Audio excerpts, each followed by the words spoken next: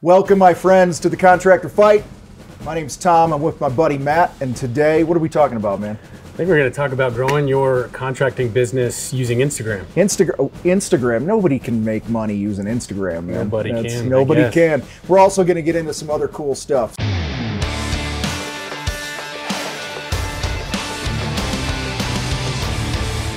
All right, Matt. First question right out of the gate. All right. Complete this sentence without using your job title. Okay, you ready? Without using my job title. Okay. I'm a dad. Yeah. I'm an entrepreneur. I'm an artist. I'm a leader. I am a bunch of different things. So that's good shit, man. Thanks. That's good shit. See, he didn't know that was coming, unless he cheated and looked at my notes, but I don't know. That's all right. But I have some other good questions later on that I think are going to make you pee your pants a little bit. But anyway, so you and I have known each other since like 2014. I moved out to Colorado in 2015. You hit me up. You're like, hey, let's go have a beer. And we've just kind of been buds ever since. You guys, listen, the purpose of this today, the reason I want to do this, and I want to bring people like Matt to you because he's got a great story of success. He's a guy that, like many of us, have been punched in the throat a few times throughout this journey, and we'll get into that a little bit later. But this is real stuff. This is a lot of times people will leave comments on this channel or on the podcast or whatever, and they'll go, oh, yeah, it won't happen in my world, won't happen in my industry, blah, blah, blah. You don't know my market, and you've experienced all those things. So, guys, I'm really going to try to bring more people like Matt to you so you can hear it right from their mouth how to be more successful. And, Matt, I think you would tell us that you in no way, shape, or form are looking at this going, I've arrived, right? I mean, where's your business now? Like, where do you see your business now in the scheme of things here? In the scheme of things, as far as where I am today? Yeah, just where it is today. We'll dig back into the past a little bit here, but where are you at today? I honestly feel like I'm on ground zero, maybe even the first or second story of a skyscraper that I want to build. Okay. I've been spending the last 12, 13 years digging the hole, and rebar in, and making a strong foundation. Oh, that's good stuff. So, on Instagram, I know we're going to talk about Instagram, and like I said in the intro, we're going to bounce all over here today because I have a couple talking points, but Matt and I are buds. We've known each other for quite a while, so we're just going to shoot the shit. On Instagram, you have a couple different accounts, but your main account's called The Yardist. Yep, I would say that's more like my personal brand. Okay. And that's kind of, that really started just as a way for me to kind of geek out over landscaping stuff to where I could be a little less professional, a little more candid, and a little bit, just me, and just kind of share the things that interest me, and a little bit more peek behind the curtains, because I know that's always been an important part of marketing. But like when you're trying to build a professional brand, which is my company, Heiner Outdoor Living, I wanted to like keep that kind of, more lifestyle, more like, just what it is that we do. And then The Yardist was born to kind of just, to fill that niche of more of a peek behind the curtain a little bit. Well, it's funny because the personal brand thing, to me, I think everybody should have a personal brand aside from their business. Because, like, not that you're planning on your business imploding and going away, but in the event, a lot of people have done this. So if you look at Andy Frisella, he has First Form, which is his supplement company. But then he has andyfrisella.com, where he's building his own personal brand. He's got motivational thoughts that he calls Andygrams each week. He's got 75 hard and this and that, because you never know. You might want to wake up and sell Heiner Outdoor Living. Yeah, he's diversifying. Exactly. So that's, you set off to do The Yardist, or have that with The Yardist. Then you got your company thing. The Yardist kind of took off in some ways, man. It did a lot more than I was expecting. Yeah. Why is that? What do you think? I really believe that, social media, people have a lot easier time connecting with another human being as opposed to just a logo of a brand or of a company. Yeah. And so with people able, I'm very candid. I'm very, transparent, and I'm very vulnerable in some other posts that I've made. So I feel like that's allowed people to connect with me on a deeper level just by reading some of my my posts with the descriptions that Right. I put out there, and just kind of, I always try and I never try and leave it open-ended, and I never try and leave it negative. I always try and, share the struggle, and then, leave it on a positive note on how I, overcame whatever issue I was dealing with. How I overcame whatever issue. Good segue. One of your recent posts on there was a longer one, kind of about your journey, your story, how you had your ass kicked a little bit in business, which a lot of business owners don't necessarily get that transparent with it. Yep. You know what I mean? So let's dive into that a little bit. Some of your, actually, back to right now, how many employees do you have? How many projects you doing a year? Oh, gosh. What type of work? So I would say there's 3 divisions to our company. Okay. We've got design build, which is our bread and butter. That's kind of where we come in and we do the whole shebang with patio, fire pit, water feature. We've got our water feature division, which is strictly just water features from, just coming in and just adding that or doing the maintenance. But then our latest division is the retail side of things that are going to kind of support the 2 construction sides. Yeah, and I think when we met, you had just recently moved into my new space. Your new space, right? Not so new anymore, but yeah. That was like 5-6 years ago, something like that. And I remember when you built the water features out front, we were there checking them out. It was cool. You got a killer space, though. I love your space. Thank you. Yeah, it's a great location. So number of projects, what are you looking at? Just to give people an idea of what your company looks like today. Probably between 150 and 200 projects a year. And that's ranging anywhere between a $3,000 fountain install to a $300,000 backyard install. So we've got roughly about 15 employees. 10 of those are in the office, or 10 of those are in the field, and then one runs the retail, and then I've got an office manager, and then 2 sales. Okay. How do you spend most of your time right now? A lot of my time recently this year, I've been doing a lot of managing by wandering around, which has been the goal. Just people show up and kind of make sure everybody's doing what they're supposed to be doing. Right. But I would say when I'm working in the business, I'm doing a lot of the designs and a lot of the a lot of the bidding and selling. Because you're kind of in your sweet spot. We were talking before we hit record. It's great to get to the point in a business where you spend most of your time planning, leading, things like that. And design is, I know, your sweet spot. You've always been one of those design geeks, man. I love design. That's, I'm the purest form of me when I get to be creative. All right. So wasn't always like it is now. No. Okay. Spent many years in the basement of that skyscraper. Walls caved in a couple times, things like that. Share with us, guys, there's a point here.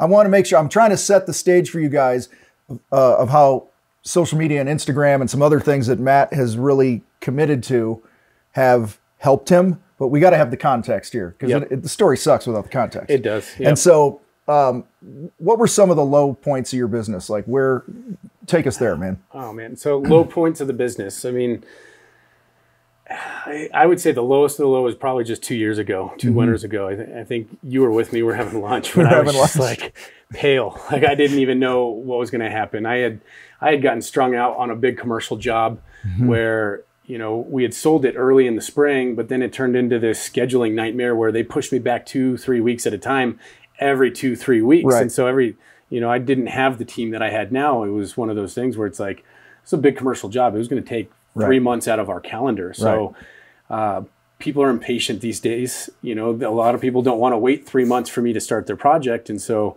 every 2-3 weeks, it seemed like I was just trying to fill 2-3 weeks just so I could stall, so I could get, fulfill my promises with this big commercial job. Yeah. Well, long story short, that turned into a 6-month, schedule delay, which then turned into them canceling the project right before Christmas, when I was left with no jobs, a crappy year because I had a whole bunch of scheduling holes.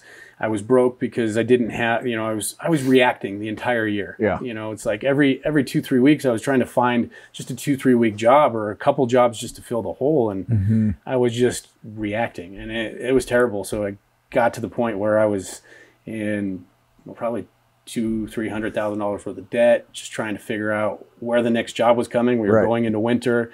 I had this full team, all this overhead.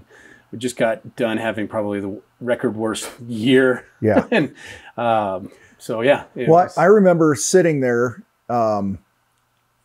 Navajo Hogan in Colorado Springs. We sat there in a booth. And when you said a minute ago you were pale, you weren't just pale, but there were moments like you had tears welling up in your eyes because you had no clue what your next move was.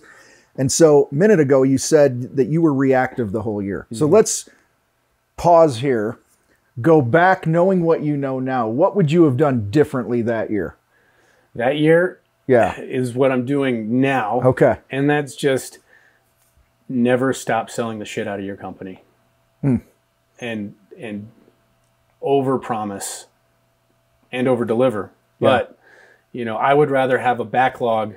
Something's always going to go wrong. Right. I would rather have a backlog of work where something's going to need to get moved around. I'd rather upset a customer over not being able to get to their house soon enough and make it worth the wait when we do get there than try and run this flawless experience for the customer where we say we're going to be there and we're going to be there at a certain day and we get there at a certain time. It's a messy process, this construction business. And so, it's, if I could go back, I would have just pretended like I didn't even have that job on the calendar and just kept selling like we can get there tomorrow. Because it was a unicorn for so many months, right? And then the unicorn ended up stabbing you with its horn. It did. And you were bleeding out. And it's not like it caught me, like an idiot. I had the signed contract. I had the deposit. In my contract was, they forfeited that. It was like a $30,000 deposit that they forfeited, which all went to materials, which some of it are still sitting in my yard to this day. But, You're at this time, we're at the table at lunch. Like, I remember it like it's yesterday, not just because we're sitting here. I always remember that. I don't know what it was, maybe just the emotion. Maybe it brought me back to times that I was there. Yeah. I remember being so in debt at a point where I was looking up going, God, I can't wait to get to zero. I just want to get to zero again. If I could just get to zero. So how is this affecting other areas of your life? Like, what was home life like? What was the marriage like? Kids, time with the family, your energy, your health? Like, what was it? It affects everything. Yeah. And thankfully I've got a very strong wife. And she understands, the ups and downs, because it's been worse than that, even just with the marriage side of things. So thankfully our marriage is strong, right? When business was not. And so that kind of helped carry me through. But it's hard to be present when you're at home, when you got all this weight at work, just kind of holding you back. Yeah. It's nice to be able to go home, clock out of work, and then clock into house, family life. I don't know if I've ever experienced that. Like, I'm in a position where I can, but I'm wired to where, like, I'm an idea guy. I'm always on. I'm always pushing. I'm type like A. That too, so I want to win. I want to compete. Work at it. Yeah, it's really tough.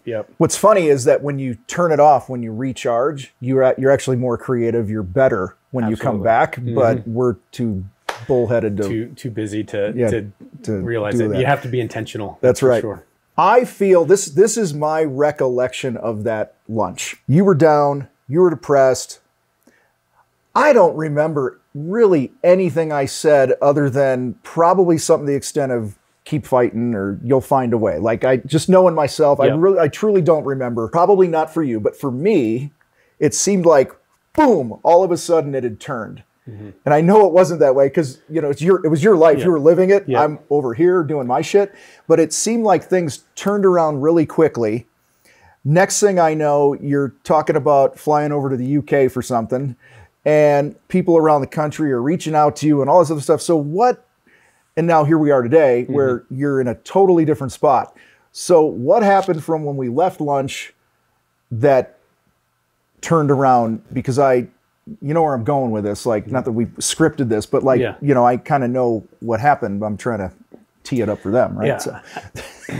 I mean, I would say a lot of that was Instagram. Yeah. Because during that time, I wasn't necessarily like making a virtual diary of all this, but Right. because I don't like to, when I'm going through something, I don't want to leave it necessarily open-ended, or I'm not looking for sympathy when I'm posting some of this stuff, because I want to figure out what it is so I have a solution to share with the world, and I don't need that kind of stuff. But Instagram just kind of started to take off a little bit. Because here's the other part of the context is at that table, you're like, what's happened has happened with this big job, right? Mm-hmm.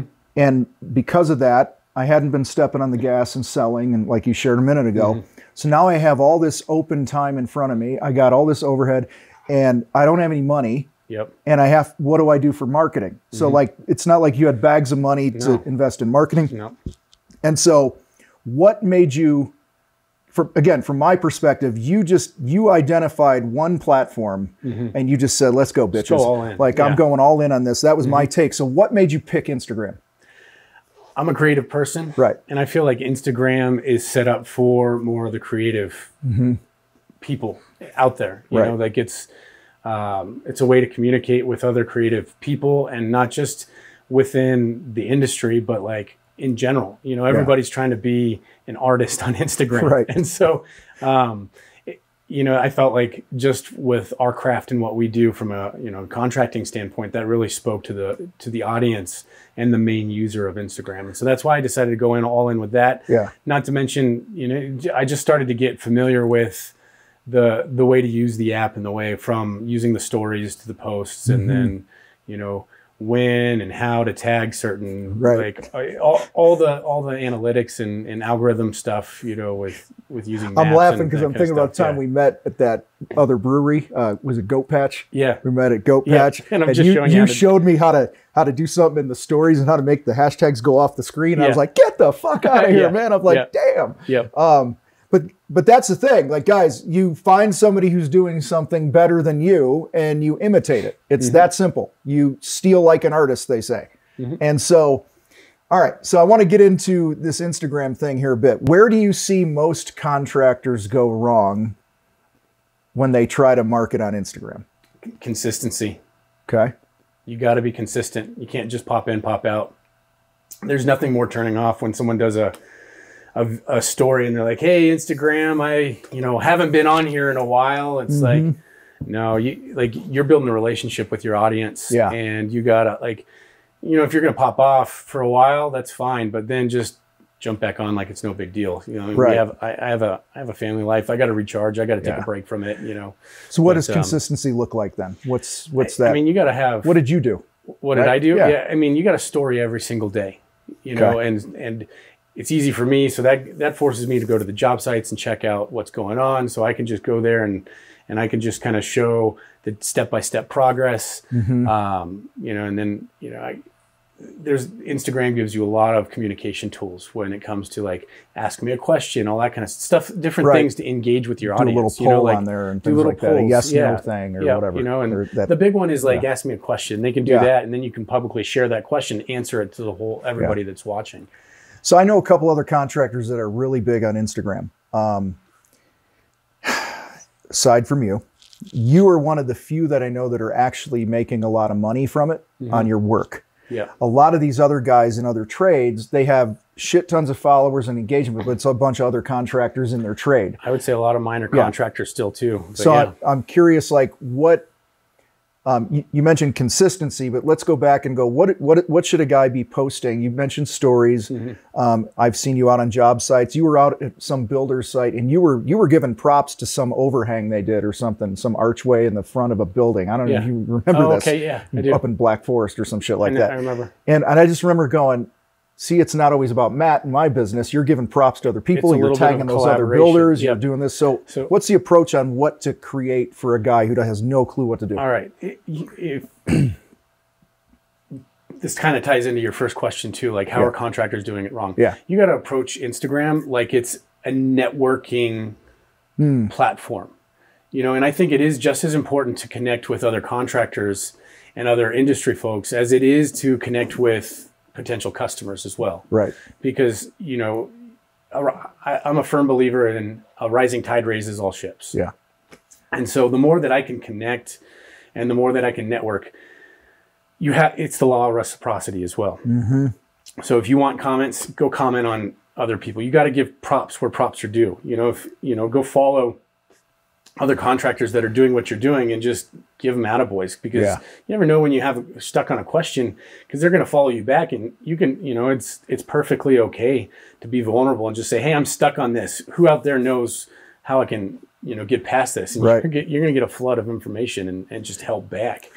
But you got to approach it like as if you were in a room at one of those stupid BNI meetings. Yeah. And like, how you got to like network and, but you got to, if you want to get what you want, help 100 other people get what they want.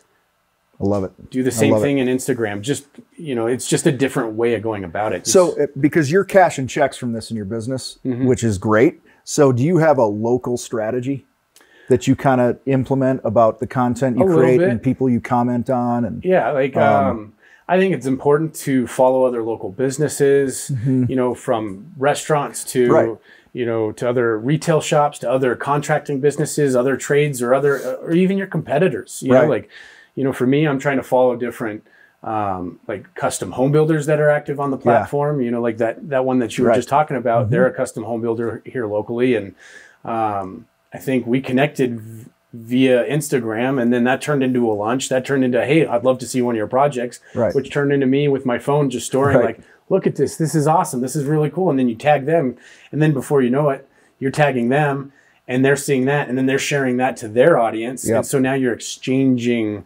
audiences, because they're already following their content because it's similar to what you're doing. So that's really big in the coaches world. Like with what I do is we use each other's lists and do affiliate shit to grow our businesses. That's a big thing in the coaching world. And that to me is very underutilized with contractors, of being of value to other people so that you're top of mind, you're on everybody's radar, and to me, this is a long game approach. I think as contractors, a lot of us come from a scarcity mindset, and you're afraid to give it away. You're afraid to give your competitor props, because it's like, well, if I send them to my competitor, then I'm losing out on that potential job. Well, that's a bullshit way of thinking. That's only going to hold you back. What are some of the craziest projects that you've landed, or experiences that you've had because you went all in on Instagram? Oh, because of Instagram. Yeah. I would say by far, Instagram got me the opportunity to film a pilot for a potential landscape competition show. Yeah. And it started out like everything on Instagram. You get a DM, you think, and you're looking at it, and you're like, that looks like a scam. Nope, no thanks. And then I got it again from somebody else, and I was like, okay, so piqued my curiosity the second time, and so you go to the website, you're like, I think this might be legit. And so then I hear that I put a couple of feelers out in some of my Facebook groups. Has anybody heard anything else? Oh yeah, they reached out to me too. Other people that are on Instagram. I'm like, all right, I'll just see where this goes.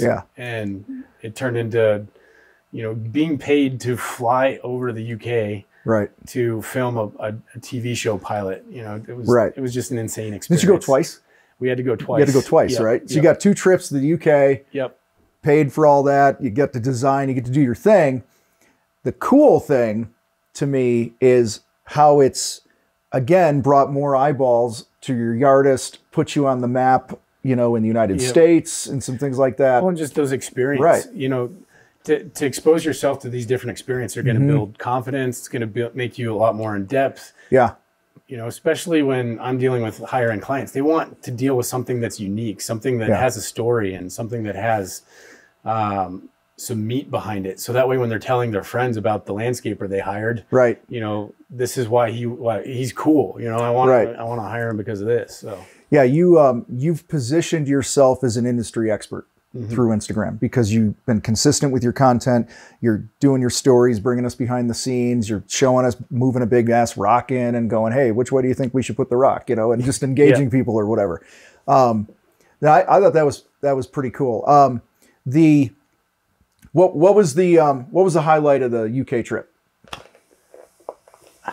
It was just all out of body experience almost. Just being treated like a celebrity almost was pretty neat. I got to go there with my wife. So she was my partner for the competition Nice. show. And so That's awesome. just going there and doing that. And, you know, we negotiated some extra days to do some travel when we were all done and just kind of come down and enjoy the fact that we were out there. And yeah. So that's one of those things, you know, 10, 20 years from now, you're like, remember when we got flown to the UK? Yeah. Like that, like it's just an experience thing. It's cool. And it's all because you committed at some point to go all in And just on take this, action. on this platform. So speaking of going all in, how are you approaching any other social media platforms right now? You just kind of blowing them off? I'm just kind of blowing them off. You know, like Instagram is owned by Facebook. So I do have it pushed to the Facebook community. Right. So that does help out just to kind of put my content in more spaces. Right. Because a lot of people do like Facebook, and it's got a lot of useful stuff too. Yeah. You know, I'd love to get into YouTube, but that's a whole different animal, and that's another big commitment as well. Right. Instagram is just something that I can add into my day very easily. It's, you know, because I'm still busy doing everything else without it consuming my whole life. Yeah. Well, once you get to know something, you're in a flow with it. You know, it's easy. You're not learning a bunch of other platforms. And I've been a guy, admittedly here, that's telling contractors, be everywhere. Be wherever your customers are. Like, so if they're on Facebook, be there. If they're on Instagram, be there. What I fail to say often is start with one and then nail, diversify. Right? I couldn't agree with you more. I've definitely... it can be overwhelming if you've got somebody saying, do Pinterest, do YouTube, Facebook, all these, you know, and then every year you turn around, there's a new platform that, you know, Snapchat, TikTok, like it's not going to stop, you know? So like, you know, and that can be overwhelming to the point where you can just freeze up and then you don't do anything. I'd recommend just pick one, commit to it, and then go all in there. And then you can start to, once that becomes normal. And then you can, when you're spreading yourself thin, at least for me, you don't see any traction. You're like, this is bullshit. Right. What's even the point? Like, I don't even want to do any of this work because it feels like a full-time job just doing the social media thing. And if you're not getting anything in return, you know, you're not, you know, and then when you're trying to do 5 different platforms, you're gonna fail. You're setting yourself up for failure. My assistant here in the fight has been on me since day one. I hired her in 2015, and pretty much since day one, she's like, "You need to do it. You need to do more YouTube. You need to do more YouTube." And I honestly was like dipping my toe, not dipping my toe, dipping my toe, and I was bouncing around. And then there came a point in time when we were like, "All right, we're gonna do this," and there's still a lot that we're figuring out here. You know, what's the best, you know, voodoo behind the scenes of descriptions and all that. But I tell you, once you settle on something, for like you got that opportunity to go to the UK, be on a show. You got the opportunity you've done a ton of other projects around the area. You've been consultant on a lot of things. If I recall, you're on the board with some landscape thing with a guy who, after several years on the board, tapped you on the shoulder and needed you to do a big project or whatever for him. And that was because you were building your influence and all this other shit.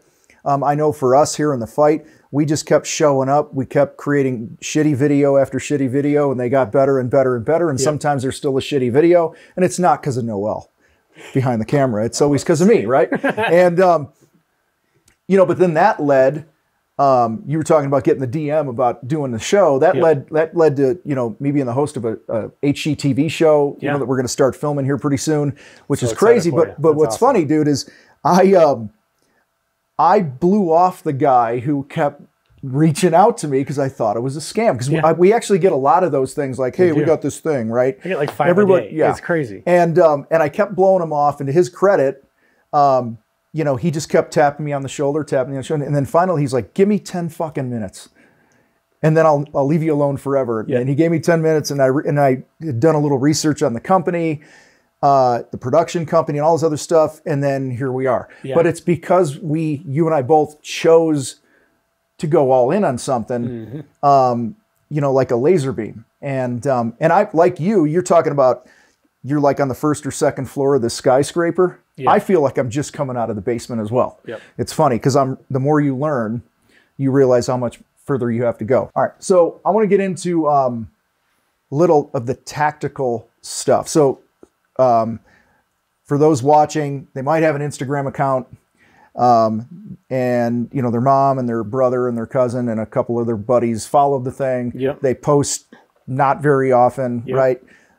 Let's say they're like, all right, man, I'm going to get consistent. I'm going to embark on this. I'm going to hit this nail in. I'm going to say one thing not to do, and then I'll ask my question. Okay. One thing I'm telling you guys not to do is post ABC Construction is got openings. You know, like when I see posts like that, or like, hey, we got a winter sale or shit like that, I'm like, fucking guys, nobody gives a shit about that. Yep. They really don't, because they don't know you. No. Okay. They want to know you first. Exactly. Yep. So let's get that out of the way. Don't post sales and deals and hey, we have openings in the schedule. Yep. Pick up your fucking telephone, this thing here, and call your past customers and have that conversation. Go, hey, you know, if you want to do that, call your past customers. Go, hey, listen, we got some time to fill, whatever. And that, no shame in that. So I do a post. I do a story, whatever it is. Actually, let's talk, you brought up stories first. So let's talk stories, then we'll talk the main post feed. Okay. What are some tactical things to help more reach, more value, things like that? Stories.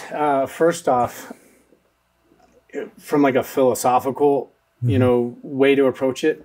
I like to look at stories as being more the peek behind the curtain. Yeah. On what you're up to that day, what you're working on, you know, job site visits, or hey, you know, here's a little tip. You know, we're working on this. This is this is something that we run into. This is how we work around it. You know, that's little things like that are going to help your contracting followers get little tips. That's going to help them, but that's also going to position you in a way with your potential customers that you are an industry expert, that, you know, and it's also going to tell them another thing, subconsciously, that this is not a immaculate process. You know, shit's going to go wrong, and, you know, you're used to it, and this is how you work around it, and this is how you approach it when it does go wrong or something like that. But then you look at the stories as kind of the peek behind the curtain. Okay. And then the post is like the main event. That's kind of like, you know, hey, this is what you get when, you know, from the stories. So you might be doing a bunch of stories, 5 stories a day or whatever from a job site. Yep. That could be how long? Anywhere between 15 to 60 seconds usually, you know, giving a little update over here. And Instagram now limits you to just, you know, 60-second clips before you have to start over and do the process in again. In a single story. When did that change? Because wasn't it 10 seconds? Well, it's 15-second intervals. Okay. But it used to just let you like turn it over and just kind of go and go and go. And now it stops you at a minute, and then you have to like post it, and then you have to pick up where you left off to keep going. So it's a little bit of a hassle, but I'm with you. Yeah, but you can post hashtags on, you know, the idea of the stories is also, how can you start a communication? You know, how can you start a conversation with your audience? So, you know, ask them something, you know, and you got to identify who is your audience first and foremost. You know, like if you don't know who your audience is, then you know, that's something you're going to figure out as you go. Yeah. I didn't know who my audience was when I first started the artist account. The artist account just started as something that I could just post geeky, landscape geeky stuff, and then all of a sudden it's like you start to identify who your audience is and what they like to do, and a lot of it's just throwing stuff at the walls just to see what they like, what they don't, you know. And how would you define them now, your audience? It's a big mix between potential customers and a large mix of other industry people, you know, other influencers like landscape designers or architects, or GCs, contractors, or whatever, you know, little artists or welders, or, you know, sometimes it's people that, you know, that do want to, you know, like, or they're manufacturers, like, you know, something that just complements what we do. So love it. So you might do 5 or so stories, and then on the main feed, you might do like the before and after thing or something. Like what's this? Yeah. How do those tie together? On the artist account, I found a lot of success in interaction with the before and after, you know, and Instagram the algorithm is going to pick up on the more interaction you get with your audience or people in general, the higher the ranking you're going to get. So I struggle with this sometimes because consistency is key, but then you got to put quality out there. You can't just put a picture and just say, happy Monday, you know, and I'm guilty of that. Because sometimes, you know, it's been a couple weeks since I've made a post now, just because I needed a break, you know, but the thing is, you know, people don't want that. There's gotta be some meat to it. You know, you can't just throw garbage out there and expect you're going to get quality interaction. Well, it's funny, you talk about the before and afters. The Queen and I will lay in bed. You know this. Yes. Okay. We will lay in bed and I will be on Instagram and she'll be next to me and I'll go, holy shit, check this out. Holy shit, check this out. And it's your stuff. And I don't know, month and a half ago or something, I reached out. I said, hey, come on out. We want to talk about some things in the yard. Yep. And you showed up, and when you were on the way here, she's like, now who's this again? I go, this is the guy we look at and just drool over the work. And she's like, oh my God. Like so people are doing this. People they're on social, they're flipping through. Your pictures are stellar. How much is that you, and how much do you outsource to a photographer? Like what's up until recent, it's all been me. Yeah. You know, now that business is thriving, I did spend some money and I brought in a professional photographer whom I found through Instagram, by the way. No way. Look at that. Yeah, go figure, you know, but it was nice because, you know, when you're candid, people do business with who? People that they know, like, and trust. Yep. And so when you are authentic and you are being you to your audience, and just, you know, and that's why I like the personal brand more, because it is me, and I get to be me. And so when I did a single story to my followers, they said, hey, looking for a professional photographer that's willing to come in and help take, you know, high quality pictures of our projects. Yeah. And so now it's going over to a very narrow, you know, audience, people that follow me. So they already like what I do already.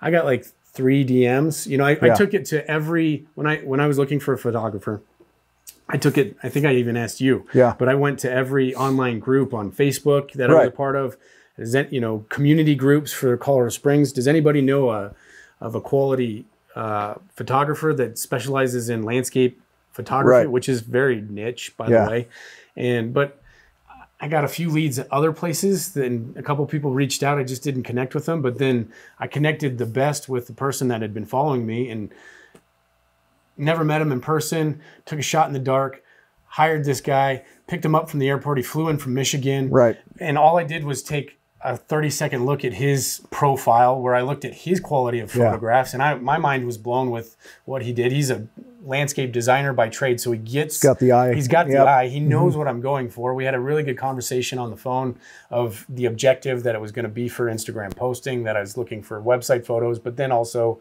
to take photos of certain projects so I could submit them for awards and that kind of stuff. And we just negotiated a deal. He came out, so now I've got some high quality photos, but I think what's more important is if you're just starting out with Instagram or any platform, you just got to start, and you're just going to compound, and you're going to get better and better and better and better. We got a lot more to talk about. Yeah. And we're actually going to cut this episode off right now. We're going to come back for part 2 of this. And the first question that Matt is going to answer when we come back is, if he had to be the opposite gender for a day, what would he wear? We'll see you next time.